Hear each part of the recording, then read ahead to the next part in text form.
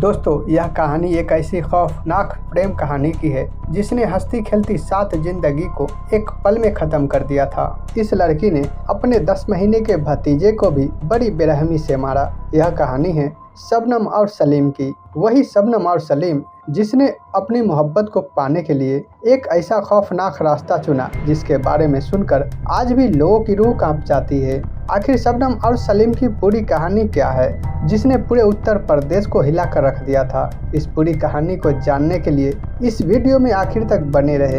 यकीन मानिए, यह पूरी कहानी सुनने के बाद आप भी शौक रह जाएंगे।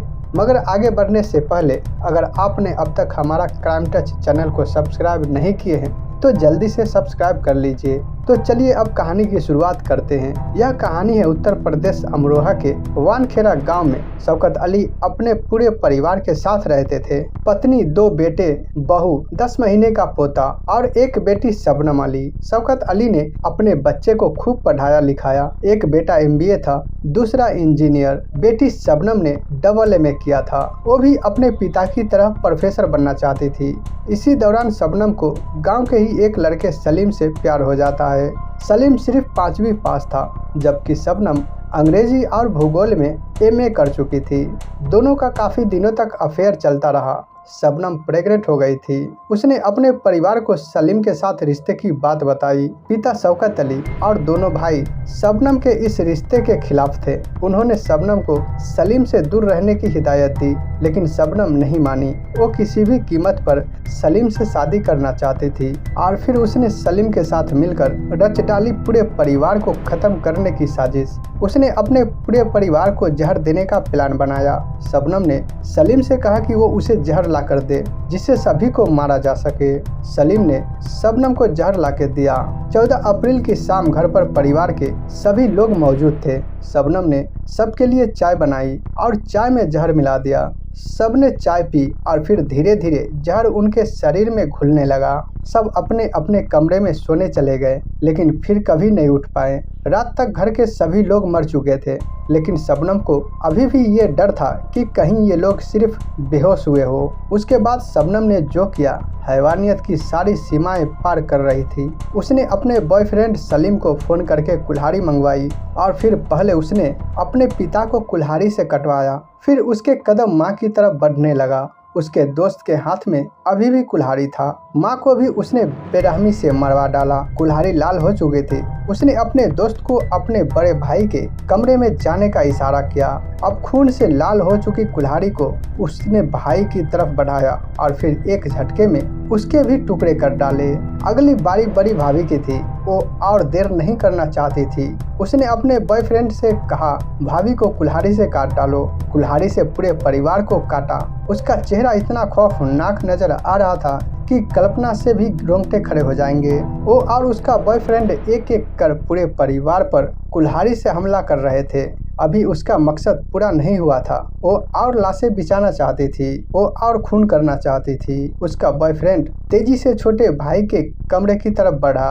कुल्हाड़ी से उसने पहले भाई पर वार किया और फिर भाभी पर। घर में उसकी एक फुफेरी बहन भी थी। उसी कुल्हाड़ी से फुफेरी बहन को भी मार डाला। उसके सिर पर खून सवार था। घर में मौजूद 7 लोगों को वो अपने बॉयफ्रेंड की मदद से बड़ी ही बेरहमी से मौत के घाट उतार चुकी थी। अब बॉयफ्रेंड घर से जा चुका था और 7 लाशों के बीच वो अकेली थी। लाशों को देखकर वो हंस रही थी। तभी उस मासूम के रोने की आवाज आई। अपने परिवार की हत्यारन उस हैवान लड़की ने पलटकर देखा। उसकी हंसी रुक गई। वो उस तरफ बढ़ी जहां से बच्चे की रोने की आवाज आ रही थी। उस 10 महीने के मासूम के गले की तरफ इस हैवान ने लपक के अपना हाथ बढ़ाया और उसके गले को तेजी से दबा दिया। परिवार के 7 लोगों को मार चुकी ये लड़की उस बच्चे के गले को तब तक दबाती रही जब तक उसकी रोने की आवाज बंद नहीं हो गई। नन्हा मासूम बच्चा नीला पड़ चुका था। उसकी मौत हो चुकी थी। ये बच्चा इस लड़की का अपना सगा भतीजा था। शबनम क्रूरता की सारी सीमाओं को पार कर चुकी थी। 14 अप्रैल 2008 का वो दिन उत्तर प्रदेश में अमरोहा जिले के वानखेड़ा गांव के लिए सबसे खौफनाक दिन था, जब शबनम अली नाम की एक लड़की ने अपने बॉयफ्रेंड सलीम के साथ मिलकर अपने पूरे परिवार को दर्दनाक मौत दी और बेकसूर होने का नाटक करती रही। थोड़ी देर बाद शबनम ने रोना चिल्लाना शुरू किया। पड़ोसी इकट्ठा हो गए। घर का नजारा जिसने जिन्हें देखा उसकी रूह कांप गई। घर में हर तरफ लाशें पड़ी थी। पुलिस की टीम मौके पर पहुंची। क्राइम के इस खतरनाक केस ने हर किसी के जहन में दहशत भर दी थी। ये केस टेलीविजन, अखबार, हर जगह सुर्खियां बना। उत्तर प्रदेश के राजनीतिक गलियारों में भी इस पर चर्चा थी।